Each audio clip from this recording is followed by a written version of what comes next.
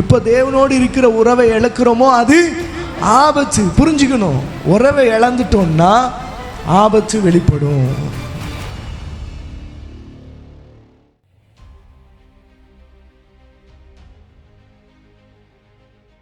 வாசிக்க தெரிந்து கொள்ளப்பட்ட வேத பகுதி, மத்தேயுவின் புத்தகம் 8வது அதிகாரம் அதனுடைய முதல் 4 வசனங்களை வாசிக்கலாம். முதல் 4 வசனங்களை வாசிக்கலாம். அவர் மலையிலிருந்து இறங்கின போது திரளான ஜனங்கள் அவருக்கு பின் சென்றார்கள். அப்பொழுது குஷ்டரோகி ஒருவன் வந்து அவரை பணிந்து, ஆண்டவரே, உமக்கு சித்தமானால் என்னை சுத்தமாக்க உம்மால் ஆகும் என்றான். இயேசு தமது கையை நீட்டி அவனை தொட்டு எனக்கு சித்தம் உண்டு, சுத்தமாகு என்றார். உடனே குஷ்டரோகம் நீங்கி அவன் சுத்தமானான். இயேசு அவனை நோக்கி, இதை நீ ஒருவருக்கும் சொல்லாதபடி எச்சரிக்கையாயிரு. ஆயினும் அவர்களுக்கு சாட்சியாக நீ போய் ஆசாரியனுக்கு உன்னை காண்பித்து மோசே கட்டளையிட்ட காணிக்கையை செலுத்து என்றார். அல்லேலூயா, ஆமென். ஒரு நிமிஷம் கண்களை மூடி, நல்ல தகப்பனே, ஆசீர்வதிக்கப்பட்ட அந்த நல்ல வேலைக்காக நன்றி. வாசித்த வசனத்தின் மூலம் நீர் எங்களோடு இடைவிடும்படி நாங்கள் செபிக்கிறோம். ஆண்டவரே, மீதமுள்ள நேரத்தில் கர்த்தருடைய வார்த்தை எங்களை உருவாக்கட்டும். கேட்கிற செவியையும் கவனிக்கிற இருதயத்தையும் என் தேவன் நீர் எங்களுக்கு தந்தருளும்படி நாங்கள் செபிக்கிறோம். ஆண்டவர் ஒவ்வொருவருக்குள்ள ஒரு மனதின் ஆவியை கட்டளையிடும்படி நாங்கள் செபிக்கிறோம். வசனத்தினால் உண்டாகிற ஆசீர்வாதத்தை ஆமென் நாங்கள் பெற்றுக்கொள்ள எங்களை ஒவ்வொருவரையும் நீர் உருவாக்கும்படி நாங்கள் செபிக்கிறோம். தடைகளை உடைத்து போடும், கவன சிதறல்களை ஆண்டவரை மாற்றி போடும். ஆண்டவரே, கர்த்தர் கூட இரும், பேசும், ஆசீர்வதியும் பலப்படுத்தும். இயேசுவின் மூலம் வேண்டிக் கொள்கிறோம் பிதாவே, ஆமென். நல்ல சத்தமா ஒரு அல்லேலூயா சொல்லலாமா? கர்த்தர் நல்லவர், ஆமென் சொல்லுங்களேன். கர்த்தர் நம்மோடு பேசணும். உற்சாகமா இருக்கிறவங்கிட்ட கர்த்தர் பேசுவார். ஏன்னா உற்சாகமா கொடுக்கிற இடத்தில் கர்த்தர் எப்படி இருக்காரா? ஆமா, பிரியமா இருக்கிறார் என்று சொல்ல. அப்போ உற்சாகம் நம்ம கிட்ட கர்த்தருடைய ஆசீர்வாதத்தை பெற்றுக்கொள்ளும்படி செய்யும். அல்லேலூயா. ஆமாம், நம்ம படுத்திருக்கோமோ தூங்கி இருக்கோமோ பலவீனமாக இருக்கிறோமோ அதெல்லாம் ஆண்டவருக்கு முக்கியம் இல்லை. ஆண்டவர் உங்ககிட்ட பேசினார்னா உன்னை பலப்படுத்திடுவார். அல்லேலூயா, அல்லேலூயா. சரி, வாசித்த வசனத்துக்கு நேராக நம்ம கொஞ்சம் அப்படி திரும்பி பார்ப்போம். அப்படின்னா கர்த்தர் நம்முடைய வாழ்க்கையில் என்ன செய்ய விரும்புகிறார்ன்றத அந்த சம்பவத்தின் மூலம், ஆமென், அந்த நிகழ்வின் மூலம் நாம் இன்றைக்கு ஆண்டவர் நமக்கு கற்றுக் கொடுக்க விரும்புகிறார். அல்லேலூயா. ஆமாம், அநேக முறை இந்த வேத பகுதியை வாசிச்சிருக்கிறோம். இந்த வேத பகுதியின் மூலமாய் ஆமென் நாமும் கிளைம் பண்ணி செபிச்சிருக்கிறோம். கர்த்தர் நமக்கான பதிலையும் கர்த்தர் கொடுத்திருக்கிறார். அல்லேலூயா. பாருங்க, இந்த வேத பகுதி ஆமென் காலையிலேயும் நேற்று இரவும் அதை தியானிக்க இந்த வாரம்ல தியானிக்கும் போது ஆமென் சில ஆச்சரியப்படத்தக்க வகையில் அது என்ன பண்ணுச்சு அப்படின்னா என்னை சிந்திக்க தூண்டினது. அல்லேலூயா. வசனம் எப்பவுமே நம்மளை உருவாக்கும். பக்கத்தில் இருக்கும் பார்த்து சொல்லுங்க, வசனம் நம்மளை, நல்ல சத்தமா சொல்லுங்க, வசனம் நம்மளை உருவாக்குங்க. வசனம் தான் நம்மளை உருவாக்கணும், வேற எதுவும் உருவாக்க கூடாது. நல்ல அல்லேலூயா சொல்லுங்களேன். வேற எதுவும் உருவாக்கக்கூடாது, வேற எதுவும் உருவாக்குவதற்கு விட்டு கொடுத்துடவும் கூடாது. சிலது நம்மளை உருவாக்கும். நேற்று ஒரு ஊழியக்காரனோடு பேசும்போது அவருடைய சூழ்நிலை, அந்த ஊழியத்தை விட்டு வேறொரு இடத்திற்கு அவர் டிரான்ஸ்ஃபர் ஆகிருக்கிறாருன்னு நினச்சிக்கோங்களேன். அப்படி பேசும்போது நான் சொன்னேன், நிறைய ஆலோசனை வரும், நிறைய ஆலோசனை வர்ற எல்லா ஆலோசனையும்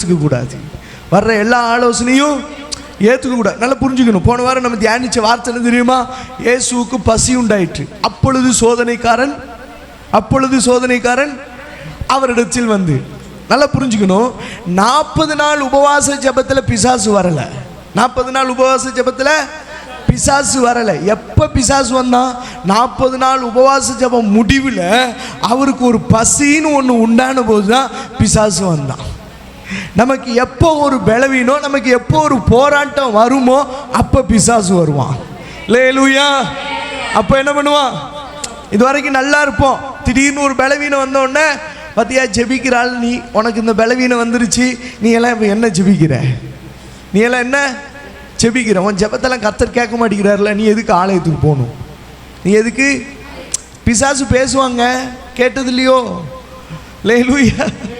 பேசுவான், உள்ளத்துல இருந்தே பேசுவான், உள்ளுக்குள்ளேயே நம்மளை அப்படியே யோசிக்க வைப்பான். புரிஞ்சுக்கணும், உள்ளுக்குள்ளேயே யோசிக்க வைப்பான். அப்போ நமக்கு எப்போ ஒரு பிரச்சனை வருதோ உடனே பிசாசு நல்ல ஆலோசனையை கொண்டு வருவான். நல்ல ஆலோசனையை கொண்டு வருவான். நல்லா இருக்கும். அகித்தோப்பிலின் ஆலோசனை எப்படி இருந்துச்சா? தேவதூதனுடைய ஆலோசனை தேவ வாக்க போல இருந்துச்சா, தேவனுடைய வார்த்தையை போல இருந்துச்சா. அந்த அகித்தோப்பிலின் ஆலோசனை தவறா போச்சு பாருங்களேன், தவறா போச்சு பாருங்க. ஏன்னா பிசாசு பயன்படுத்த ஆரம்பிச்சிட்டான்னா புரிஞ்சுக்கணும். பிசாசு பயன்படுத்த யாரை வேணாலும் பிசாசு பயன்படுத்துவான், யாரை வேணாலும் பிசாசு. இயேசு கிறிஸ்துவே தம்முடைய மரண காரியத்தை சொல்லும் போது பேதுரு வந்து சொல்றார், இயேசுவே உமக்கு இப்படி சம்பவிக்க கூடாது. இது நம்ம பார்வையில நல்ல ஆலோசனை. எனக்கு சாகிறதுக்காக நீ வந்த அப்படி கேட்கிறான். சாகிறதுக்கா? ஆண்டவர் சொல்ற, ஆமா நான் சாகிறதுக்காக தான் வந்தேன், பலியா என்ன ஒப்பு கொடுக்கறதுக்காக வந்தேன் அப்படின்னு சொல்ற அந்த தேவ திட்டத்தை பிசாசு யாரை தான் பயன்படுத்தினா மாத்துறதுக்கு யாரை தான் பயன்படுத்தினா? பேதுருவை பயன்படுத்தினா. பேதுரு வந்து சொல்றான், ஆண்டவரே இது உமக்கு. உடனே ஆண்டவர் என்ன சொன்னார்? பேதுரு உனக்கு இது விளங்கலப்பா அப்படின்லாம் சொல்லலை, விளங்கலப்பா அப்படின்லாம் சொல்லலை. உடனே என்ன சொன்னாரு? அன்பா அப்படி சொன்னாரா? புரிஞ்சுக்கணும். அல்லேலூயா. எங்கே கடிந்து கொள்ளுதலின் உபதேசம் வெளிப்படுகிறதோ அங்கே நமக்கான ஆசீர்வாதம் இருக்கிறது. அல்லேலூயா. அங்கே நமக்கான ஆசீர்வாதம் இருக்கு. அதனால் அங்கே பாருங்க, அங்கே திட்டுனாரு ஆனால் கைவிடலை. அங்கே திட்டுனாரு, அப்பாலே போ சாத்தானேன்னு சொல்லி பேதுருவை சொல்லலை, பேதுருவுக்கு உள்ள இருந்ததை விரட்டினாரு. நல்லா புரிஞ்சுக்கணும். அல்லேலூயா. அப்போ புரிஞ்சுக்கணும், நமக்கு என்ன ஆலோசனைகள் வேணாலும் வரலாம், அந்த ஆலோசனைகளை எல்லாம் நம்ம கேட்டுறக்கூடாது. கர்த்தர் நமக்கு என்ன சொல்றாரோ அதை தான் செய்யணும். கர்த்தர் எதை சொல்றாரோ அதை தான் செய்யணும். அதே பகுதியில் தொடர்ச்சியாக வாசிக்கும் போது ஒரு காரியத்தை கர்த்தர் எனக்கு இந்த வேத பகுதியின் மூலம் கற்றுக் கொடுத்தார். என்னன்னா, நல்லா புரிஞ்சுக்கணும், வாசித்த அந்த வேத பகுதிக்கு நேராக நம்முடைய இருதயத்தை அப்படியே திருப்பி அப்படியே கவனமாக அதை சிந்திச்சோன்னா, தியானிச்சோன்னா, கர்த்தர் நம்ம கூட என்ன உருவாக்க விரும்புகிறார், நம்ம கூட என்ன பேச விரும்புகிறார், நம்ம கிட்ட என்ன எதிர்பார்க்கிறார் அப்படின்றத நம்மளால புரிஞ்சுக்க முடியும். நல்லா புரிஞ்சுக்கணும், இயேசு கிறிஸ்து மலையில் இருந்து இறங்கி வந்த உடனே ஒரு பெரிய திரள் கூட்டம் இயேசுவுக்கு பின்னாடி போகுது. இயேசுவுக்கு பின்னாடி ஆமென் சொல்லுங்களேன். இயேசுவுக்கு பின்னாடி போகிற அந்த கூட்டத்துக்கு நடுவே ஒரு குஷ்டரோகி வர்றான். ஒரு குஷ்டரோகி. நம்ம இந்த சம்பவத்தை ஈஸியா அப்படியே சாதாரணமா அப்படி வாசிச்சுட்டு போயிடுவோம். இந்த குஷ்டரோகி வரும்போது அங்க நடந்த நிகழ்வுகளை கொஞ்சம் யோசிச்சு பார்க்கணும். குஷ்டரோகி வரும்போது நடந்த நிகழ்வுகளை யோசிச்சு பார்க்கணும். நீங்க ஒரு நல்ல வேதத்தின் திட்ட, அதாவது நியாயப்பிரமாண சட்டத்தின்படி ஒரு குஷ்டரோகி எங்க இருக்கணும்னா ஜனத்தின் நடுவே இருக்கக்கூடாது, பாளையத்திற்கு புறம்பே இருக்கணும். ஜனத்தின் நடுவே இருக்கக்கூடாது, பாளையத்துக்கு புறம்பே இருக்கணும். இப்ப இயேசு எங்க இருக்கிறாரு?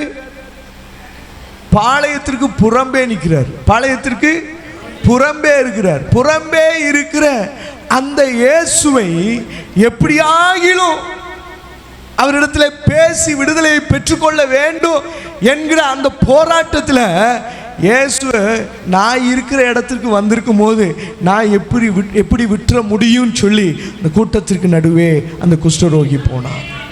அல்லேலூயா, அல்லேலூயா. யோசிச்சேன், பல நேரம் வீட்டை பக்கத்தில் வச்சுக்கிட்டே நம்ம சர்ச்சுக்கு லேட்டாக தான் வருவோம் இல்லையா?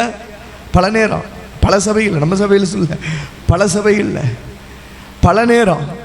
ஆனால் இந்த குஷ்டரோகி பாருங்க, அந்த ஜனத்தின் நடுவே போகணுன்னா அவன் சரீரத்தில் என்ன இருக்குன்னா கிழிஞ்ச ஆடைகள் தான் இருக்கும். சரீரத்தில் அவனுக்குன்னு தனி வஸ்திரம் இருக்கு. ஜனத்தின் நடுவே போகணுன்னா அவன் என்ன சொல்லிட்டு போகணும் தெரியுமா? தீட்டு தீட்டுன்னு சொல்லிட்டு போகணும்.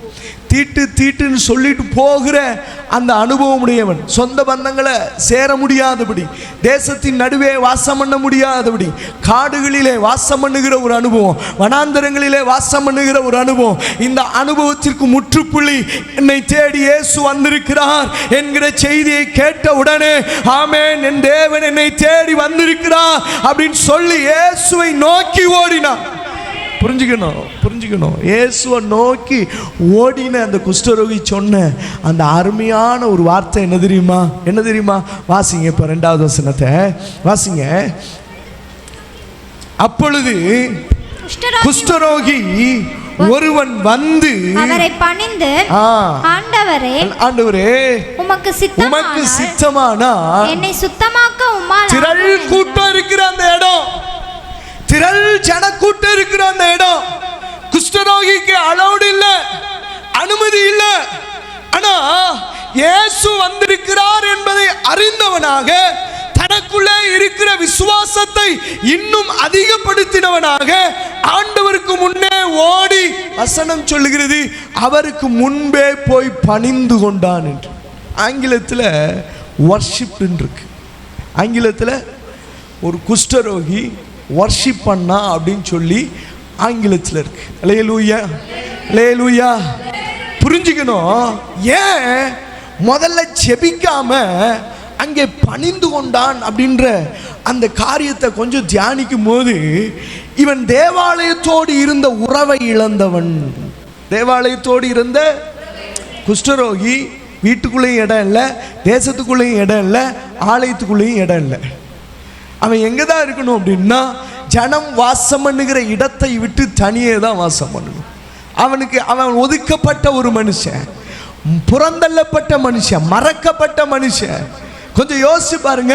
தன்னுடைய குடும்பத்தை இழந்தவனாக, தேவனோடு இருக்கும் உறவை இழந்தவனாக, ஆலயத்தோடு இருக்கும் தொடர்பை இழந்தவனாக, தனித்தே இருக்க வேண்டிய ஒரு சூழ்நிலை, தனித்தே இருக்க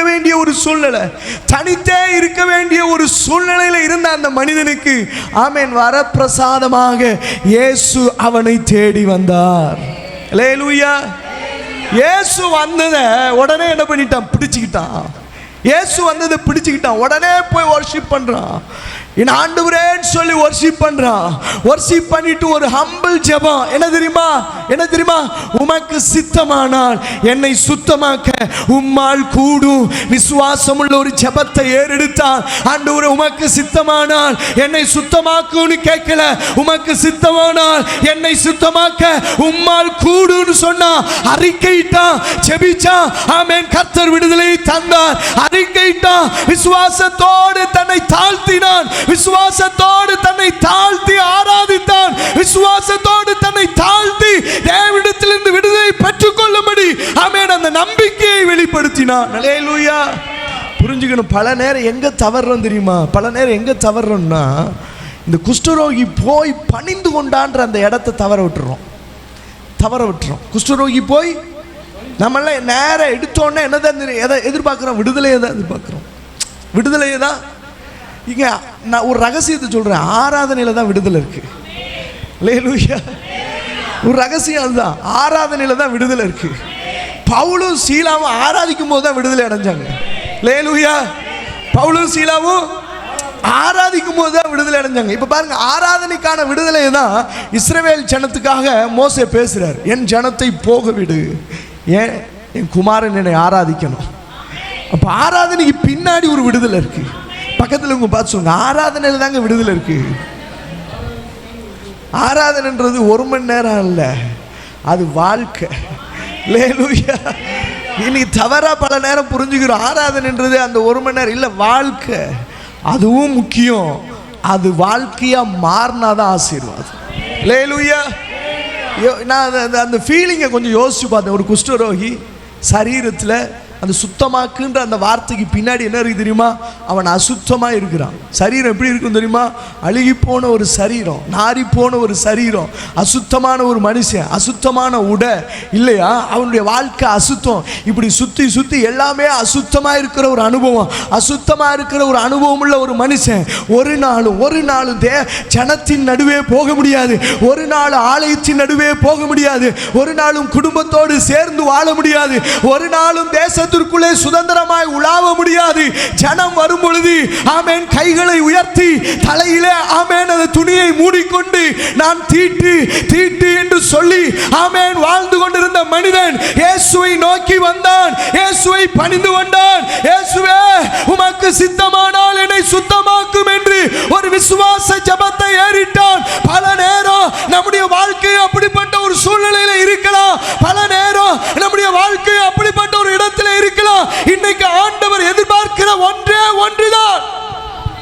ஆண்டவரே நீங்க நினைச்சா என் வாழ்க்கை மாறும். அல்லேலூயா. நீங்க நினைச்சா என் வாழ்க்கை மாறும். நீங்க நினைச்சா என் வாழ்க்கை மாறும். கொஞ்சம் யோசிச்சு பாருங்க. எல்லாத்தையும் இழந்தவன் அவன் வாழ்க்கையில் இழக்கிறதுக்கு நீ ஒன்றுமே இல்லை. அவன் வாழ்க்கையில் ஒரு காலத்தில் நல்லா இருந்தவன், ஒரு காலத்தில் நல்லா இருந்தவன், ஆனால் இன்றைக்கு ஆவிக்குரிய வாழ்க்கையிலே தோற்று போனவன். ஆவிக்குரிய இந்த குஷ்டரோகம் சும்மா வர்றதில்லைங்க, அது பாவத்தின் விளைவு. குஷ்டரோகம் சும்மா வர்றதில்லை, அது பாவத்தோட விளைவு. அந்த பாவம் உங்களுக்குள்ள வந்துருச்சுன்னா உங்களையும் இயேசுவையும் பிரிச்சிடும். உங்களையும் இயேசுவையும் புரிஞ்சுக்கணும். எப்போ பாவத்துக்கு இடம் கொடுக்குறீங்களோ, எப்போ தேவன் அருவருக்கிற காரியங்களுக்கு இடம் கொடுக்குறீங்களோ, அது உள்ளே வந்துருச்சுன்னா ஆலயத்தை விட்டு பிரிக்கும், இயேசுவை விட்டு பிரிக்கும், குடும்பத்தை விட்டு பிரிக்கும், ஜனத்தை விட்டு பிரிக்கும். இதை எல்லாத்தையும் விட்டு பிரித்து உங்களை தனிமைப்படுத்திடும். உங்களை ரொம்ப எச்சரிக்கையாக இருக்கணும், தனிமைப்படுத்திடும். இதெல்லாம் ஒரே நாளில் நடக்கிற விஷயம் இல்லை. ஒரே பேக் ஸ்லைடிங்ன்றது ஒரே நாளில் நடக்கிற விஷயம் இல்லை. கொஞ்சம் கொஞ்சமாக அது என்ன பண்ணுவோம், வாழ்க்கையில் அப்படியே பொட்டை போல் அரித்து கொண்டு நடக்கிற ஒரு விஷயம். அல்லேலூயா, அல்லேலூயா. எந்த சூழ்நிலையாக இருந்தாலும் ஆலயத்துக்குள்ளே வந்துருங்க. எந்த சூழ்நிலையாக இருந்தாலும் ஆலயத்துக்குள்ளே வந்துருங்க. எந்த சூழ்நிலையாக இருந்தாலும் கர்த்தர் உங்களை விடுதலையாக்கிறதுக்கு ரெடியாக இருக்கு. இந்த மனுஷனை போல் ஜெபிக்கிற ஜெபம் நமக்குள்ளே வந்துட்டாலே போதும். அவனுக்கு ஆசைலாம் என்ன தெரியுமா, எத்தனை நாள் நான் ஆராதிப்பதை விட்டு விட்டேன். இப்போ குஷ்டரோகி ஆராதிக்க முடியாது, குஷ்டரோகியால் என்ன பண்ண முடியாது, ஆலயத்துக்கு போக முடியாது. எத்தனை நாள் தேவனோடு இருக்கிற உறவை இழந்துட்டேன், எத்தனை நாள் அதிகாலை ஜெபத்தை விட்டுட்டேன், எத்தனை நாள் தேவனை உண்மையாக ஆராதிக்கிற அனுபவத்தை விட்டுட்டேன். இதெல்லாம் என் வாழ்க்கையில் இல்லையே. ஆனால் இன்னைக்கு நான் குடியிருக்கிற இடத்திலே, இந்த வனாந்திரத்திலே, தேசத்திற்கு புறம்பான பாளையத்திலே ஆமென் இயேசு வந்திருக்கிறார். இன்றைக்கு என் விடுதலை ஒரு பக்கம் இருந்தாலும் நான் ஆராதிப்பது தான் எனக்கு மிக சிறந்தது என்று சொல்லி இயேசுவுக்கு முன்பாக போய் முழங்கால் படியிட்டு பணிந்து கொண்டான் என்று வசனம் சொல்லுகிறது. பணிந்து கொண்டதனுடைய விளைவு விடுதலைக்கு ஏதுவான ஒரு ஜெபம் அவனுடைய வாயிலிருந்து புறப்பட்டது. விடுதலைக்கு ஏதுவான ஒரு வார்த்தை அவனுடைய வாயிலிருந்து புறப்பட்டது. அருமையான தேவனுடைய ஜனமே, தேவனோடு இருக்கிற உறவை எப்போ சரி செய்ய ஆரம்பிக்கிறியோ விடுதலைக்கு ஏதுவான ஜெபம் உன் வாயிலிருந்து புறப்படும். விடுதலைக்கு ஏதுவான ஜெபம் உன் வாழ்க்கையிலிருந்து வெளிப்படும். நல்ல கரங்களை தட்டி ஆமென் தேவனை மகிமைப்படுத்தலாமா? ஹalleluya. ரிமனா துடஹந்தரேகள துடர சந்தரேதடந்தர. ஆமென். புரிஞ்சுக்கணும். எப்போ இவன் ஆராதிக்க ஆரம்பிச்சானோ விடுதலைக்கு ஏதுவான ஒரு ஜெபம் அவன் வாழ்க்கையில் வெளிப்பட்டுச்சு. ஆமென். விடுதலைக்கு ஏதுவான தீட்டுன்னு சொல்ல வேண்டிய மனுஷன், தீட்டுன்னு தன்னை அடையாளப்படுத்த வேண்டிய மனுஷன் இயேசுவுக்கு முன்னாடி போய் ஜெபிக்க ஆரம்பிச்சிட்டான். ஆண்டவரே, அப்பா உமக்கு சித்தம்னா, ஆண்டவரே உமக்கு விருப்பம்னா என்னை சுத்தமாக்குறதுக்கு உங்களால முடியும். அதுக்கு ஒன்னே ஒண்ணுதான் தேவை. உங்களுக்கு சித்தமா இல்லையா? நான் இப்படி வாழ்றதுனா உங்களுக்கு சித்தம்னா நான் இப்படியே வாழ்றேன். ஆகையால உங்களுக்கு சித்தம்னா என்னை சுத்தமாக்குங்க ஆண்டவரே. யூ வில் ஆமென். நான் என்னை க்ளீன் பண்ணுங்க அப்பா, என்னை சுத்தமாக்குங்கன்னு அந்த ஜெபம் எப்ப வெளிப்படுதுன்னா ஆமென் ஆராதிக்கும் போது வெளிப்பட்டுச்சு. அல்லேலூயா. பக்கத்தில் உங்க பார்த்து சொல்லுங்க, ஆராதனையில் நம்ம விடுதலைக்கான ரகசியம் இருக்கு. அல்லேலூயா. ஆராதனையில் நம்ம விடுதலைக்கான, அதனால தான் பிசாசு ஆராதனைக்கு விடவே மாட்டான். பிசாசு ஆராதிக்கவும் நீங்கள் ஒருவேளை நீங்கள் நினைக்கலாம் சரீர பலவீனம், ஒருவேளை நினைக்கலாம் குடும்ப சூழ்நிலை, ஒருவேளை நினைக்கலாம் நீங்கள் இப்படி இருக்கிறோம், நாங்கள் இந்த மாதிரி சூழ்நிலையில் இருக்கிறோம். இல்லைங்க, இதெல்லாம் பிசாசு கொண்டு வருகிற திட்டம். பிசாசு கொண்டு வருகிற, அவனுக்கு தெரியும் நீங்கள் ஆராதிச்சிங்கன்னா விடுதலை ஆயிருவீங்க. அவனுக்கு தெரியும் நீங்கள் ஆராதிச்சிங்கன்னா கர்த்தரிடத்தில் உங்களுக்கான ஆசீர்வாதத்தை பெற்றுக்கொள்வீர்கள் என்று. அல்லேலூயா, அல்லேலூயா. ஆராதிக்கிற பிள்ளைகளுக்குன்னே பரலோகம் சில ஆசீர்வாதங்களை வச்சிருக்கு. பரலோகம் ஆசீர்வாதங்களை வச்சிருக்கு. அதை பெற்றுக்கொள்ளக்கூடாதபடி அவன் கொண்டு வருகிற விஷயம்லாம் பாருங்க, நியாயமான விஷயங்களா இருக்கும், நியாயமான விஷயங்களா இருக்கும், நியாயமான காரியங்களா இருக்கும். ஆனால் அதை ஜெயிக்க பழகிட்டீங்கன்னா உங்களுக்கான ஆசீர்வாதத்தை யாராலையும் தடுக்க முடியாது, யாராலையும் தடுக்க முடியாது. புரிஞ்சுக்கணும். தீட்டு தீட்டுன்னு வாழ்ந்த மனுஷன் இப்போ எங்கே நிற்கிறான்னா இயேசுக்கிட்டேயே நிற்கிறான். தீட்டு தீட்டுன்னு வாழ்ந்த மனுஷன் இப்போ எங்கே நிற்கிறான்னா ஆண்டவர் சமூகத்தில் வந்து நிற்கிறான். ஏன்னா கிடைச்ச வாய்ப்பை சரியாக பயன்படுத்திக்கிட்டான். கிடைச்ச வாய்ப்பை சரியாக நீங்கள் இயேசுகிட்ட உங்களுக்கு கிடைச்ச வாய்ப்பை நீங்கள் சரியாக பயன்படுத்தலைன்னா இனி ஒரு வாய்ப்பு கிடைக்காது. இனி ஒரு வாய்ப்பு கிடைக்காது. அதனால தான் ஆண்டவர் சொல்றார், உனக்கு கிடைத்த இந்த நல்ல நாளிலே உன் சமாதானத்துக்கு ஏதுவானவைகளை என்ன பண்ணணும்?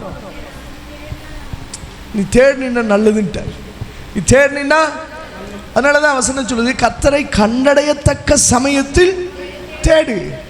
இல்லைன்னா அதுபோல் ஒரு சமயம் நீ வாய்க்குமான்னு தெரியாது. அதுபோல் ஒரு சமயம் நீ வாய்க்குமான்னு நம்ம பல நேரம் என்ன சொல்லியிருக்கிறோம்? சாக்கு போக்கு தான் ஆண்டவர்கிட்ட சொல்லியிருக்கிறோம். சபைக்கு சொல்கிறத சொல்ல ஆண்டவர்கிட்ட சொல்கிறோம். ஆண்டவருக்கு அதிகாலையில் ஏன் ஜெபிக்கலை? ஆண்டவரே தூங்கிட்டேன்னு சொல்லுவோமா? இல்லை கொஞ்சம் பலவீனப்பட்டோன்னு சொல்லுவோமா? இல்லைன்னா மறந்துட்டோன்னு சொல்லுவோமா? என்ன சொல்லுவோம்? ஏன் நம்மக்கிட்ட இருந்த அதிகாலை ஜெபம் குறையுது? ஏன் அதிகாலை ஜெபம் குறைஞ்சிச்சின்னா பாளையத்துக்கு புறம்பே இருக்கிறோம். அதிகாலை ஜெபம் குறைஞ்சிச்சின்னா பாளையத்துக்கு, வாழ்க்கையில் ஜெபமே இல்லைன்னா நீங்கள் எங்கே இருக்கீங்கன்னா பாளையத்துக்கு புறம்பே இருக்கிறீங்க. என்ன ஆச்சரியப்பட வச்ச விஷயம் என்னென்னா, பாளையத்துக்கு வெளியே வந்த இயேசு குஷ்டரோகியை மறுபடியும் ஆலயத்துக்குள்ளே கொண்டு போகிறார். அல்லேலூயா. அதுக்காக தான் அவர் பாளையத்துக்கு வெளியே வந்தார். பாளையத்திற்கு வெளியே வந்த இயேசு குஷ்டரோகியை எங்கே அனுப்பிச்சு விட்டாரு? இதுதான் நம்ம ஆண்டவர். அல்லேலூயா. நீ வெளியில் இருக்கிறத ஆண்டவர் விரும்பல, தேவனுடைய வீட்டுக்குள்ளே இருக்கிறதா ஆண்டவர் விரும்புகிறார். அதனால தான் உலக சிநேகம் தேவனுக்கு விரோதமான. நீ உலகத்தை நேசி பாவம் செஞ்சதுனால நீ வெளியில் நிற்கிற.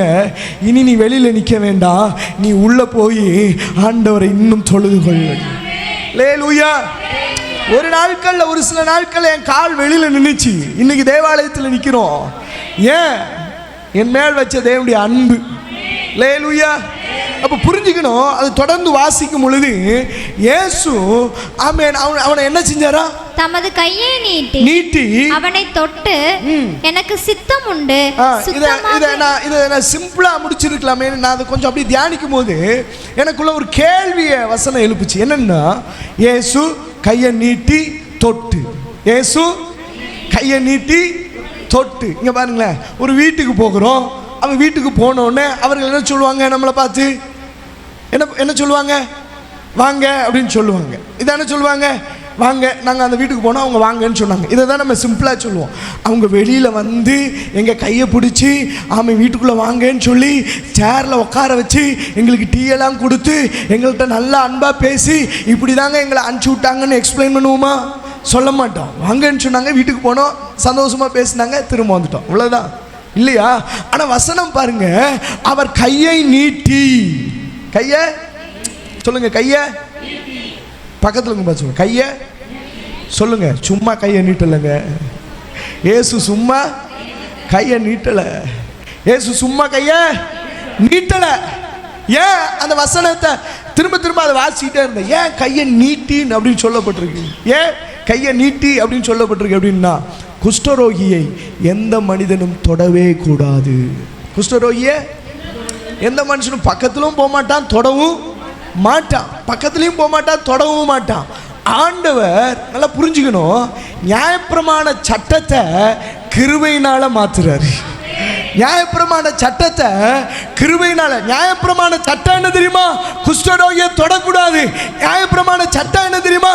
குஷ்டரோகியை தேசத்துக்குள்ள விடக்கூடாது. நியாயப்பிரமாண சட்டம் என்ன தெரியுமா?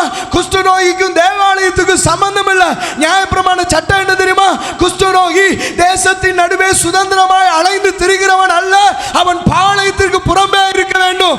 நியாயப்பிரமாண சட்டத்தை கர்த்தர் மாற்றினார். எப்படி தெரியுமா? தம்முடைய கரத்தை நீட்டி, ஆமென், சுத்தமில்லாத நபரை, ஆமென், பாவத்திலே வாழ்ந்த நபரை, ஆமென், அடிமைப்பட்ட நபரை, ஆமென், தன் வாழ்க்கையில எல்லாவற்றையும் இழந்த நபரை, ஆமென், சமுதாயம் ஒதுக்கி வைத்த நபரை தேவன் தொட்டார். தம்முடைய கரத்தை நீட்டி தொட்டார். அல்லேலூயா. சட்டத்தை மாத்துறாரு. சட்டத்தை பரலோகம் நமக்காக சட்டத்தை மாத்திரு. அல்லேலூயா. பரலோக சட்டத்தை நமக்காகவே மாற்றிருக்குங்க. ஆமாம், உங்களுக்காக சில சட்டத்தை பரலோகம் மாற்றிருக்கு. ஆமாம், ரூத்துக்காக ஆமென் தேவன் சட்டத்தை மாற்றினாரு. ராகாபுக்காக தேவன் சட்டத்தை மாற்றினாரு. உங்களுக்காகவும் எனக்காகவும் தேவன் சட்டத்தை மாற்றி இருக்கும் போது ஆசீர்வாதத்திற்கு உரியவர்கள் தான் நீங்களும் நானும். அல்லேலூயா. திரும்ப திரும்ப யோசி, ஏன்பா இவ்வளோ தயவு, ஏன்பா ஏன் இவ்வளோ அன்பு, ஏன் இவ்வளோ இறக்கம், ஏன் இவ்வளோ? ஏன்னா அவன் பாவம் செஞ்ச மனுஷன்தான். தன் வாழ்க்கையில் பாவத்தை சுமந்து தேவ உறவை இழந்துட்டான். இன்னைக்கு அவனுக்கு அன்னைக்கு குஷ்டரோகம் இருந்துச்சு சரீரத்தில். அது என்னென்ன பண்ணுச்சு அப்படின்னா, தேவாலயத்தை விட்டு பிரிச்சிச்சு, குடும்பத்தை விட்டு பிரிச்சிச்சு, சமுதாயத்தை விட்டு பிரிச்சிச்சு, தனக்கு கிடைச்ச நல்ல மதிப்பை விட்டு பிரிச்சிச்சு. அவன் எவ்வளோ கோடீஸ்வரனாக இருந்தாலும் அவனை என்னதான் சொல்லுவாங்க, குஷ்டரோகி. அப்போது சமுதாயத்தில் கிடைச்ச அந்த அந்தஸ்தை விட்டு பிரிச்சிருச்சு. இப்படி எல்லாத்தையும் விட்டு பிரித்து எங்கே கொண்டு போய் வச்சிருச்சு, பாளையத்துக்கு புறம்பே கொண்டு போய் வச்சிருச்சு. இன்றைக்கி பாருங்களேன், நம்மக்கிட்ட ஒரு வேளை குஷ்டரோகம் இல்லாமல் இருக்கலாம், ஆனால் உள்ள பாவம் இருக்குது, உள்ள பாவம் இருக்குது. இந்த பாவம் இயேசுவை விட்டு என்னை பிரிச்சிருக்கு, தேவனை விட்டு என்ன பிரிச்சிருக்கு, தேவாலயத்தை விட்டு பிரிச்சிருக்கு, குடும்பத்துக்குள்ளே இருக்கிற சமாதானத்தை விட்டு என்ன பிரிச்சிருக்கு, சந்தோஷத்தை விட்டு பிரிச்சிருக்கு. இல்லையா? இப்போ எங்கே இருக்கிற? சரீரம் உள்ளதாக இருக்குது, ஆனால் குடும்பத்தை விட்டு தூரமாக இருக்கிறேன். அல்லேலூயா. அதனால தான் சர்தை சபை தூதனுக்கு நீ எழுத வேண்டியது என்னவெனில் அப்படின்றாரு. என்ன சொல்கிறாரு? நீ உயிருள்ளவன் என்று பெயர் கொண்டிருந்தோம். வீட்டுக்குள்ளே தான் இருக்கோம், வீட்டுக்குள்ளே தான். ஆனால் நம்ம மனசு, நம்ம ஐக்கியம், நம்ம ஃபெலோஷிப் வீட்டில் இருக்கிறவங்களோட இல்லை. எங்கே போச்சு? லாஸ் பண்ணிட்டோம். ஏன்? தேவனுக்கு விரோதமான காரியம் உள்ள இருக்கு. அல்லேலூயா, அல்லேலூயா. நல்லா புரிஞ்சுக்கணும், தூரமாக இருந்த நம்மளை திரும்ப சேர்க்கும்படி கர்த்தர் விரும்புகிறார். ஆலயத்துக்குள்ளே இருக்கலாங்க, கையில் பைபிள் இருக்கலாம், ஒரு ஜெபிக்கிற ஒரு தோற்றம் நமக்குள்ளே இருக்கலாம். ஆனால் ஒன்று புரிஞ்சுக்கணும், நாமளே நம்மளை அறியாமல் பல நேரம் தேவனை விட்டு தூரமாக நிற்கிறோம். ஆனால் ஆண்டவர்கிட்ட இன்னைக்கு நம்முடைய ஜெபம் அந்த குஷ்டரோகியின் ஜெபத்தை போல, என்னை உம் அண்டையில் இழுத்துக்கொள்ள உமக்கு சித்தம்னா இன்னைக்கே இழுத்துக்கொள்ள ஆண்டவரே. அல்லேலூயா, அல்லேலூயா. ஆமாம், உலகம் நம்மளை வெறுத்து ஒதுக்கி இருக்கலாம், உலகம் நம்மளை தள்ளி இருக்கலாம், உலகம் நம்மளை ஏமாற்றிருக்கலாம், சொந்த பந்தங்கள் மறந்துருக்கலாம். இயேசு சொல்கிறாரு, அவங்களாம் மறந்தாலும் பரவாயில்ல, நான் உன்னை மறக்க மாட்டேன். அல்லேலூயா. அவங்களாம் கைவிட்டாலும் பரவாயில்ல, நான் உன்னை கைவிட மாட்டேன். ஏன்னா உனக்காக அவங்க ரத்தம் சிந்தலை, நான் ரத்தம் சிந்திருக்கிறேன். அல்லேலூயா. பல நேரம் நம்மளை விட்டுறவே மாட்டார் பாருங்களேன். எவ்வளோ தூரம் போனாலும் விடவே மாட்டார், எவ்வளோ தூரம் போனாலும் விடவே மாட்டார். தேடி வந்துக்கிட்டே இருப்பார், தேடி வந்துக்கிட்டே. அதான் அப்பாவுடைய அன்பு, அதான் அப்பாவுடைய அன்பு. பாருங்களேன், இந்த குஷ்டரோகின்னு சொல்லிட்டு இயேசு 2 ஸ்டெப் பேக் போகல. குஷ்டரோகின்னு சொல்லிட்டு இயேசு 2 ஸ்டெப் பேக் போகல. என்ன செஞ்சார் தெரியுமா? கையை நீட்டும் போது சுற்றி இருக்கிற ஜனங்கள் எல்லாம் என்ன யோசிச்சிருப்பாங்க? என்ன ஒரு குஷ்டரோகியை தொட போறாரு, குஷ்டரோகியை தொட போறாரு. நம்ம மோசையின் சட்டத்தின்படி குஷ்டரோகியை தொடர்றது தீட்டாயிருச்சே, தொட்டவனும் தீட்டாயிருவானே, இவர் எப்படி தீட்டாகலாம் யோசிச்சிருப்பான். அல்லேலூயா. ஆனால் என்ன நடக்க போகுதுன்னு யாருக்கும் தெரியாது. ஆனால் ஒருத்தனுக்கு தெரிஞ்சு, குஷ்டரோகிக்கு தெரிஞ்சு. அல்லேலூயா. அதனால தான் பக்கத்தில் வந்தான். ஜனத்தை பார்த்தாலே தூரம் ஓட வேண்டிய குஷ்டரோகி இயேசுகிட்ட ஏன் பக்கத்தில் வந்தான்னா, எனக்கு தெரியும் இயேசுகிட்ட வந்தா என் வாழ்க்கை மாறும்னு. அந்த குஷ்டரோகிக்குள்ள இருந்த நம்பிக்கை நமக்குள்ள வந்துருச்சுன்னா போதும், இயேசுகிட்ட வந்தா என் வாழ்க்கை மாறும். அல்லேலூயா. ஆமா, என் வாழ்க்கை மாறாமல் இருக்கிறதுக்கு காரணம் என்ன? இன்னும் இயேசுகிட்ட வரல. சில பேருக்கு இயேசுகிட்ட வர்றதுக்கு பயம். ஒரு புத்தகத்தை இப்படி வாசித்தேன். ஒரு நாட்டில் சுவிசேஷம் கடந்து போகுது, தேவ மனுஷனை கர்த்தர் வல்லமையாக பயன்படுத்துகிறாரு. ஏறக்குறைய எத்தனையோ வருடங்களா ஆமேன் அந்த பெண்மணி படுத்த படுக்கையாக இருந்த ஒரு பெண்மணி, புத்த மதத்தை தழுவின பெண்மணி. அந்த புத்த மதத்தை தழுவின அந்த பெண்மணி படுத்த படுக்கையாக பல வருடங்களாக இருந்தபோது அந்த தேவ மனிதன் மூலம் ஆண்டவர் விடுதலையை தந்தார். விடுதலையை தந்த அவள் இயேசுவை பறைசாற்றினாள். இப்பொழுது அந்த முழு கிராமமும் என்ன சொல்லிச்சு அப்படின்னா, நீ இயேசுவை பறைசாற்றுகிறதுக்கு பதிலாக நீ படுத்த படுக்கையாகவே இருந்திருக்கலாம். நீ ஜனம் எதை விரும்பலை? அவளுடைய விடுதலையை விரும்பலை. அவளை விடுவிச்சதை அவள் என்ன பண்ணா? பறைசாற்றினா இந்த இயேசு மெய்யான தேவன் என்று. அல்லேலூயா. உலகம் இதை தான் செய்யுது. நீ குடிகாரனா கூட இருந்துட்டு போ, நீ இயேசுவை ஏற்றுக்க கூடாது. நீ திருடனா கூட இருந்துட்டு போ, நீ இயேசுவை ஏற்றுக்க கூடாது. நீ எப்படி வேணாலும் இருந்துட்டு போ, நீ இயேசுவை ஏற்றுக்க கூடாது. அல்லேலூயா, அல்லேலூயா. நான் ஒரு பையனுக்கு சுவிசேஷம் சொன்னேன் என்னுடைய வாலிப வயதில் தான். நான் நினைக்கிறேன் ஏறக்குறைய என்னுடைய வயது அப்போது 23 அல்லது 22 வயது இருக்குன்னு நினைக்கிறேன். 22 வயதில் ஒரு வாலிப பையனுக்கு நான் சுவிசேஷம் சொன்னேன். அவன் என்னிடத்துல வேலைக்கு வந்தான். அவனுக்கு நான் சுவிசேஷம் சொன்னேன். அவன் எப்படி இருப்பான்னா 10 விரல்லையும் மோதிரம் போட்டிருப்பான், 10 விரல்லையும் வரிசையாக போட்டிருப்பான், கையில் பெரிய பெரிய செயின் போட்டிருப்பான், நிறைய கயிறு கட்டியிருப்பான், கழுத்தில் ஒரு முரட்டு சங்கிலி போட்டிருப்பான், நாய் சங்கிலி மாதிரி முரட்டு சங்கிலி போட்டிருப்பான். அப்படி பார்த்தாலே எப்படி இருப்பான் அப்படின்னா ரவுடி தான். அவனை பார்த்தாலே காதில் கடுக்கான், பார்த்தாலே ரவுடி பையன்தான். அப்படி இருக்கிற அவனை பார்த்தாலே பயப்படுவாங்க, அப்படி தான் இருப்பான். அப்படிப்பட்ட அந்த பையனுக்கு சுவிசேஷத்தை சொன்னேன். சுவிசேஷத்தை சொன்ன அந்த பையனுடைய வாழ்க்கையில் அவன் வீட்டில் எப்படி என்ன சூழ்நிலைன்னா, இவனை பார்த்து டெய்லி திட்டுவாங்க. இவனை பார்த்து ரவுடி பையன் மாதிரி இருக்கேடா, வாலிப பையன். நான் 22 வயசில் சுவிசேஷம் சொன்னேன்னா அவன் ஒரு 14 வயசு 15 16 வயசு இவ்வளோ தான் இருக்கும். அப்படிப்பட்ட வயசில் ஸ்கூலுக்கு போகலை, ஸ்கூலை விட்டு நின்றுட்டான்னு நினைக்கிறேன் சம்திங். ஆனால் அவன் வாழ்க்கை அப்படி லைஃப் அப்படி போயிட்டு இருந்ததில் வீட்டில் டெய்லி திட்டுவாங்களாம். இப்படி ரவுடி பையன் மாதிரியே இருக்கேடா, 10 விரல்லையும் மோதிரம் போட்டிருக்கியடா, கையில் இப்படி செயினை கட்டிருக்கியடா, கழுத்தில் இவ்வளோ பெரிய செயினை கட்டிருக்கியடா, இப்படி ரவுடி மாதிரியே இருக்கிறியடா, அசிங்கமாக இருக்குடா, கலெக்டரான்னு சொன்னால் ஒரு நாள் கலட்டாமல் அவன் இன்னும் சிவியராக தான் மாறினானே தவிர அவனுக்குள்ள ஒரு மாற்றமும் வரலை. நான் ஒரே ஒரு நாள் சுவிசேஷத்தை சொன்னேன். சுவிசேஷத்தை சொல்லிட்டு இப்படி போயிட்டு வர்றதுக்குள்ளே பார்க்கும்போது மொத்தத்தையும் கலட்டிட்டு நின்னான். மொத்தத்தையும் எனக்கு ஆச்சரியமாக இருந்தது. என்னடா நான் என்ன சொன்னேன், ஒன்றுமே சொல்லலே, நீ ஏன் எல்லாத்தையும் இல்லைண்ணா எனக்கு கலட்டணுன்னு உணர்வு வந்துருச்சு. கலட்டணுன்னு என்ன நடந்துச்சு தெரியுமா? வீட்டுக்கு போன அந்த பையனை அன்னைக்கு சண்டை போட்டாங்களாம். என்ன சண்டை போட்டாங்க தெரியுமா? ஏன் கலட்டினேன்னு சண்டை போட்டாங்களாம். அல்லேலூயா. கிறிஸ்து ஒரு மனுஷனுக்குள்ளே ஏற்படுத்துகிற மாற்றத்தை குடும்பமும் விரும்பலை, சமுதாயமும் விரும்பலை, உலகமும் விரும்பலை. ஏன்னா அந்த மனிதன் பரலோகத்துக்குரியவனாய் மாறுகிறதை யாருமே விரும்பலை. அல்லேலூயா. பாருங்க, அது வரைக்கும் சண்டை போட்ட குடும்பம், கலட்டுடான்னு சண்டை போட்ட குடும்பம் இயேசுவை ஏற்றுக்கொண்டு கலட்டி அவன் வீட்டுக்கு போன உடனே குடும்பம் இப்போ சண்டை போடுது. ஏன் கலட்டின? இது வரைக்கும் கலட்டுடான்னு சண்டை போட்ட குடும்பம் இப்போ ஏன்? புரிஞ்சுக்கணும். குஷ்டரோகிய இதுவரைக்கும் வெளியில இருந்த குஷ்டரோகி, அவனை யாருமே கண்டுக்கல, யாருமே அவனை என்ன பண்ணல, மறந்துட்டாங்க, தேடி விசாரிக்கல. ஆனா இயேசு தன்னிடத்துல வந்ததை அறிஞ்ச உடனே நான் இயேசுவை பார்த்து ஓடுகிறவன் அல்ல, இயேசுவுக்கு பக்கத்துல வருகிற மனுஷன். அல்லேலூயா. இதுவரைக்கும் என்ன குஷ்டரோகம் தேவாலயத்துக்கு போக முடியாத தடுத்துச்சு. இதுவரைக்கும் என்கிட்ட இருந்த அந்த அசுத்தம் தேவ ஜனத்தோடு சேர முடியாதபடி தடுத்துச்சு. இதுவரைக்கும் என்கிட்ட இருந்த அந்த பலவீனம் நான் சமுதாயத்திற்குள்ளே சுதந்திரமாய் போக விடாதபடி தடுத்துச்சு. ஆனால் இதை எல்லாவற்றையும் மாற்றுகிற ஒருவர் என்கிட்ட வந்திருக்கிறாரு.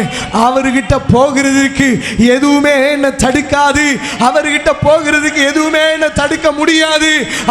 ஓடினான், தேவ சமூகத்தில் விழுந்தான், ஜெபித்தான், கர்த்தர் கரத்தை நீட்டி தொட்டு அவனை சுகமாக்கினார். அல்லேலூயா. சுகம் என்ன கொண்டு வந்துச்சு தெரியுமா? சுகம் என்ன கொண்டு வந்துச்சு தெரியுமா? அவனுக்கு வந்த விடுதலை என்ன கொண்டு வந்துச்சு தெரியுமா? இயேசு சொல்றார், உன்னை ஆசாரியனுக்கு முன்பாக காமி, உன்னை ஆசாரியனுக்கு முன்பாக காமி அப்படின்னு சொல்றதோட முடிக்கல, போய் காணிக்கையை செலுத்துனார். எனக்கு ரொம்ப ஆச்சரியமாக இருந்துச்சு. நீ போயிட்டு சுகமாயிட்டு இல்லை, நேராக அவன் வீட்டுக்கு போன ஆண்டவர் சொல்லலை. ஏன்னா அவனுடைய விடுதலை யார் தான் எதிர்பார்த்துருப்பாங்க? குடும்பம் எதிர்பார்த்துருக்கலாம் ஒருவேளை, அல்லது மறந்தே போயிருக்கலாம். என் குடும்பத்தில் இழந்து விட்டு வந்த அந்த குடும்பத்தை எப்படியாவது போய் பார்க்கணுன்னு ஓடலை. ஆண்டவர் என்ன ஆலோசனை சொல்கிறாருன்னா, நீ இழந்த அந்த உறவை திரும்ப கட்டி எழுப்புப்பா. நீ இழந்த அந்த உறவை, நீ இழந்தது எது தெரியுமா? அதனால தான் பணிந்து கொண்டதனுடைய வெளிப்பாடை தான் சொல்கிறாரு. நீ வந்து என்னை பணிந்து கொண்டு இல்லை, அதுதான்ப்பா இழந்த உறவு. அந்த இழந்த உறவை திரும்ப ஆசாரியனிடத்திலே போய் உன் உறவை தேவனிடத்திலே கட்டிக்கொள். ஆமென். கர்த்தருக்கு செலுத்த வேண்டிய காணிக்கையை செலுத்து, கர்த்தருக்கு செலுத்த வேண்டிய காணிக்கையை செலுத்து. அந்த உறவிலே திரும்ப உன்னை புதுப்பித்துக்கொள். இழந்து போன உறவுக்கு தடையாக இருந்த தடை இனி இல்லை. நீ இயேசுவிடத்திலிருந்து கேட்ட வார்த்தையின்படியே ஆமென் திரும்ப உன் வாழ்க்கையை புதுப்பித்துக்கொள், திரும்ப உன் வாழ்க்கையை புதுப்பித்துக்கொள் என்று சொன்னபோது அவன் சந்தோஷத்தோட ஓடினான். அல்லேலூயா. எப்போ உறவை இழக்கிறோமோ, தேவனோடு இருக்கிற உறவை இழக்கிறோமோ அது ஆபத்து. எப்போ தேவனோடு இருக்கிற உறவை இழக்கிறோமோ அது ஆபத்து. புரிஞ்சுக்கணும். உறவை இழந்துட்டோம்னா ஆபத்து வெளிப்படும். உறவை இழந்துட்டோம்னா ஆதியாகமோ 35வது அதிகாரம், ஆதியாகமோ 35வது அதிகாரம் அது முதல் வசனத்தை வாசிக்கும் பொழுது, தேவன் யாக்கோபை நோக்கி நீ எழுந்து பெத்தேலுக்கு போய் அங்கே குடியிருந்து நீ உன் சகோதரனாகிய ஏசாவின் முகத்திற்கு விலகி ஓடி போகிற போது உனக்கு தரிசனமான தேவனுக்கு அங்கே ஒரு பலிபீடத்தை உண்டாக்கு என்றார். அல்லேலூயா. இப்போ ஒரு பெரிய ஆபத்து வருது, பெரிய ஆபத்து வருது. கிரேட் பிராமிஸ் இருக்கு. சாதாரண ஆண்டவரை தொழுது கொள்ளல, பெரிய ஆபத்துக்கு நடுவுல ஆண்டவர் யாக்கோபோடு பேசுறார். என்ன பேசுறார் தெரியுமா? என்ன பேசுறார் தெரியுமா? நீ எழுந்து பெத்தேல் என்பது தேவனுடைய வீடு. சொல்லுங்க, பெத்தேல் என்பது. இப்ப அவன் எங்க இல்ல? தேவனுடைய வீட்டுல இல்ல. ஆண்டவர் இப்ப சொல்றாரு, நீ இப்ப எழுந்து எங்க போ, எங்க போ, எங்க போ, என் வீட்டுக்கு போன்றார். அல்லேலூயா. என் வீட்டுக்கு. அப்ப வீட்டுல இல்லைன்னா பிரச்சனை, வீட்டுல இல்லைன்னா பிரச்சனை. யார் வீட்டுல? அப்பா வீட்டுல. அல்லேலூயா. அப்ப சிம்பிளா சொல்றேன், ஆலயத்தை மிஸ் பண்ண பிரச்சனை, ஆலயத்தை மிஸ் பண்ண பிரச்சனை. தேவனுடைய வீடு தான் உனக்கான இடம். அல்லேலூயா. தேவனுடைய வீடு தான் உனக்கான இடம். நீ அங்க அழுகாம, அங்க கண்ணீர் வடிக்காம, அங்க உன் காரியங்களை தெரிவிக்காம நீ எங்க போய் தெரிவிச்சாலும் அதுக்கு விடுதலையே இல்லை, அதுக்கு விடுதலையே இல்லை. தேவாலயத்தில் வந்து அழுத ஆமீன் அன்னாளுடைய ஜெபத்தை கர்த்தர் கேட்டார். தேவாலயத்தில் வந்து ஆமீன் மனங்கசந்து அழுத எசேக்கியா ராஜாவுடைய ஜெபத்தை கர்த்தர் கேட்டார். தேவாலயத்தில் இரவும் பகலும் இருந்த ஆமேன் அந்த பெண்மணி, வயதான 84 வயதுடைய அந்த பெண்மணியினுடைய ஜெபத்தை கர்த்தர் என்ன பண்ணாரு? கேட்டார். அவருடைய கைகள் என்ன பண்ணுச்சு அப்படின்னா இயேசுவை தாங்கினது. அல்லேலூயா, அல்லேலூயா. அப்போ தேவனுடைய வீட்டிலே வந்து ஜெபிக்கிற அனுபவம் என்பது என்னுடைய வாழ்க்கையில ஒரு பெரிய ஆசீர்வாதமான இடம். ஏன்னா அங்கே என் கண்ணீரை பார்க்கிறவர் கர்த்தர், என் கதர்களை கேட்கிறவர் கர்த்தர், எனக்கு பதில் செய்கிறவரும் கர்த்தர் தான். அல்லேலூயா. அன்னாள் மனங்கசந்து அழுதாள், கர்த்தர் நினைவு கூர்ந்தார் என்று வசனம் சொல்லுகிறது இல்லையா? எசேக்கியா மனங்கசந்து அழுந்தார், பதில் எங்க போச்சு? அசீரியா ராஜாவுடைய பாளையத்துக்குள்ள போச்சு பதில். அல்லேலூயா. நீ இங்க ஜெபிச்சா போதும், உனக்கான காரியத்தை கர்த்தர் செய்வார், உனக்கான காரியத்தை கர்த்தர் செய்வார். இப்ப இது தேவனுடைய வீட்டில் இல்லாம இருக்கிற மனுஷன் யாரு? யாக்கோபு. எங்க இருக்கிறான்? அந்நிய தேசத்தில் இருக்கிறான். இப்ப எங்க போகணும்? வீட்டுக்கு போகணும். அப்ப தேவனுடைய வீட்டுக்கு போகாம இவன் எங்க உட்கார்ந்துருக்கிறான்? லேலூயா, லேலூயா. ஒன்று ஆவியானவரால் ஏவப்பட்டு சொல்றேன், நீங்க இழக்க கூடாத ஒரு விஷயம் இருக்குன்னா தேவனோடு இருக்கிற உறவு தான். தேவனோடு, ஆமா, தாவீது கிட்ட இருந்து பிரிக்க முடியாத ஒரு விஷயம் அது.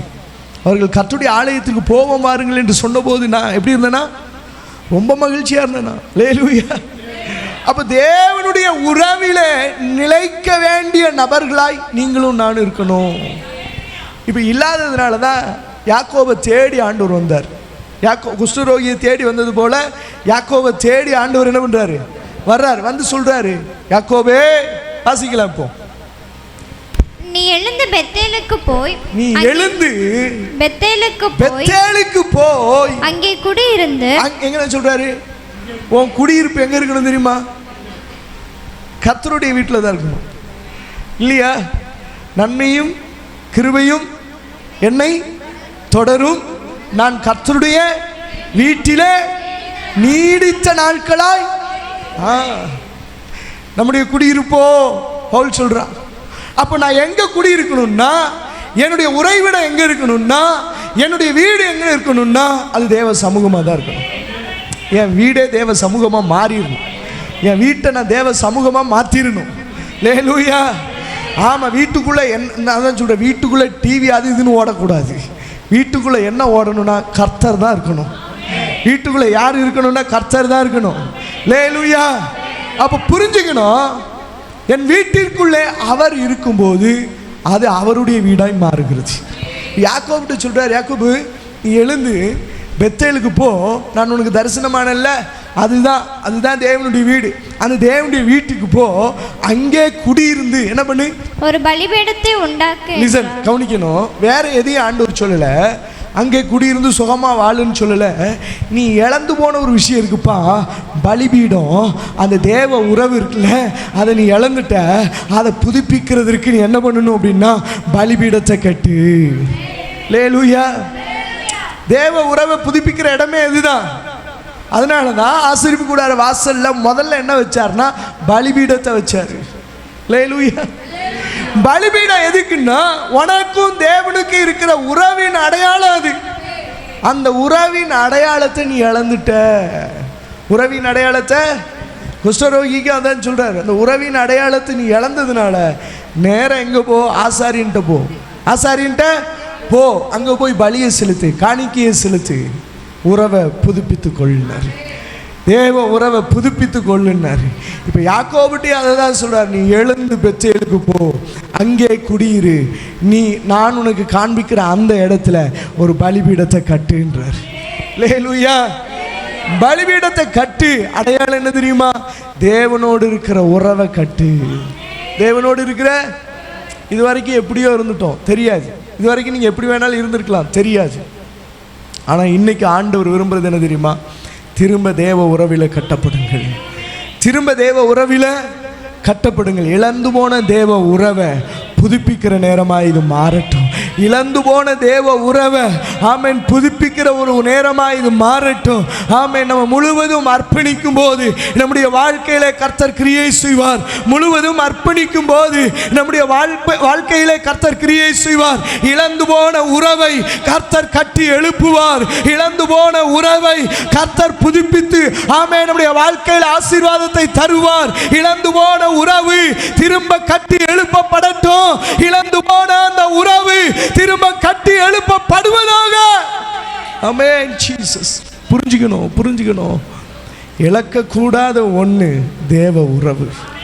லேலூயா. இந்த ரெண்டு பேர் வாழ்க்கையிலும் தேவ உறவை இழந்து போய் தான் நின்றுக்கிறாங்க. குஷ்டரோகியும் இழந்து போயிட்டா, யாக்கோவும் இழந்து போயிட்டான். யாக்கோவு மேலே வச்சிருந்த ஆமீன் பிதாவுக்கு கொடுத்த வாக்கு தத்துவம் ஆமீன் தேவன் ஆமீன் மறுபடியும் யாக்கோபை தேடினார். இங்கே புதிய ஏற்பாட்டு காலத்திற்கு வருவோமானால் இயேசு கிறிஸ்துவுடைய இரக்கம் ஆமீன் பாவம் செய்து தூரம் போன குஷ்டரோகியையும் தேடி வந்தது. அல்லேலூயா. ஆமாம், அந்த அன்பு உங்களையும் என்னையும் ஒரு நாள் தேடி வந்தது. அந்த அன்பை இழந்து ஒருவேளை யாக்கோபை போல தூரமாக இருக்கிறோன்னு ஆண்டவர் சொல்கிறாரு, உன் அதிகாலை ஜெபத்தை கட்டி எழுப்பு. ஆமேன். உன் வேத தியானத்தை கட்டி எழுப்பு. ஆமேன். ஆமேன். உன் குடும்ப ஜெபத்தை கட்டி எழுப்பு. ஆமேன். உன் தனி ஜெபத்தை கட்டி எழுப்பு. ஆமேன். சபையோடு இருக்கிற உறவை கட்டி எழுப்பு. தேவனோடு இருக்கிற உறவை கட்டி எழுப்பு. ஆமேன். தேவனோடு நீ கொண்டிருந்த அந்த ஆதி அன்பில் திரும்பம் கட்டப்படு. ஆண்டவர் உன்னை பார்த்து சொல்றது அதுதான், நீ எழுந்து பெத்தேலுக்கு வா.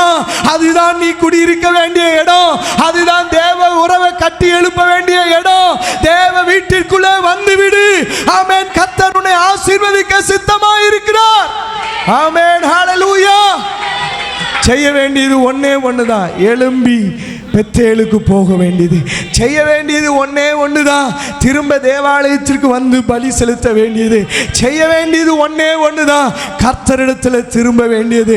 வசனம் சொல்லுது, நீ திரும்ப மனதானால் என்னிடத்தில் திரும்பு என்று கர்த்தர் சொல்லுகிறார். அப்பொழுது நான் உனக்கு செய்ய வேண்டிய, உனக்கு தர வேண்டிய ஆசீர்வாதங்களை ஆமென் தருவேன் என்று சொல்லுகிறார். ஆமென், உன்னை உயர்த்துவேன் என்று சொல்லுகிறார். உன்னை நீ ஆமென் ஆசீர்வதிப்பேன் என்று சொல்லுகிறார். ஆமென், இன்றைக்கு ஒரு தீர்மானம் எடுப்போமா? ஆமென், நான் உம்மிடத்தில் வருகிறேன் ஆண்டவரே, நான் உம்மிடத்தில் வருகிறேன் ஆண்டவரே. ஒப்பு கொடுக்கலாமா? முழங்கால் படியிட்டு ஆமென், முடிந்தவர்கள் முழங்கால் படியிட்டு செபிக்க போறோம். ஹல்லேலூயா, ஹல்லேலூயா. கண்களை மூடி நம்ம செபிக்க போறோம். யாக்கோபு இழந்த அந்த ஆசீர்வாதம், ஆமென், குஷ்டரோகி இழந்த அந்த ஆசீர்வாதம், ஆமென், திரும்ப பெற்றுக்கொள்வதற்கு தேவன் விரும்பினார். ஆமென், தம்முடைய வீட்டிலே ஆமென் கொண்டு வருவதற்கு தேவன் விரும்பினார். இழந்து போன தேவ உறவை கட்டி எழுப்புவதற்கு தேவன் விரும்பினார். இழந்து போன அந்த தேவ உறவை கட்டி எழுப்புவதற்கு தேவன் இந்த பகல் வேளையில நம்மிடத்திலும் விரும்புகிறார். ஆமென், தூரம் போன தேவ பிள்ளையே, தேவனை விட்டு தூரம் போன தேவ பிள்ளையே, உன்னை தேவன் மீண்டுமாய் அழைக்கிறார். உன்னை தேவன் மீண்டுமாய் ஆமென் தம் அண்டை சேர்த்துக் கொள்ள விரும்புகிறார். ரிமனாதுட ஹந்தரேகளதரசே, வர்றேன் ஆண்டவரேன்னு சொல்லுங்க. வர்றேன்ப்பா, உங்க பக்கத்துல வர்றேன். தூரம்தான் இருங்க, தூரம்தான் இருக்கிறேன், தூரம்தான் இருக்கிறேன். உமோடு இருந்த உறவின் அடையாளமா இருந்த ஜெபத்தை விட்டுட்டு இருக்கிறேன். உம்மோடு இருந்த உறவின் அடையாளமா இருந்த ஆலயத்தை விட்டுட்டு நிக்கிறேன். உம்மோடு இருந்த உறவின் அடையாளமா இருந்த ஆவிக்குரிய காரியங்கள்ல பல இடங்களில சோர்ந்து போய் தளர்ந்து போய் நிற்கிறேன் ஆண்டவரே. இன்றைக்கு ஒப்பு கொடுக்கிறேன்ப்பா, உம்மோடு இருந்த உறவை புதுப்பித்துக் கொள்ள நீர் என்ன தேடி வந்து என் கூட பேசிட்டு இருக்கிறீங்கன்றதை நான் விசுவாசிக்கிறேன்ப்பா. யாக்கோபு பார்த்து சொன்னீங்க, நீ எழுந்து பெத்தேலுக்கு போ, அங்கே தானே குடியிருந்து ஒரு பலிபீடத்தை உண்டாக்குன்னு.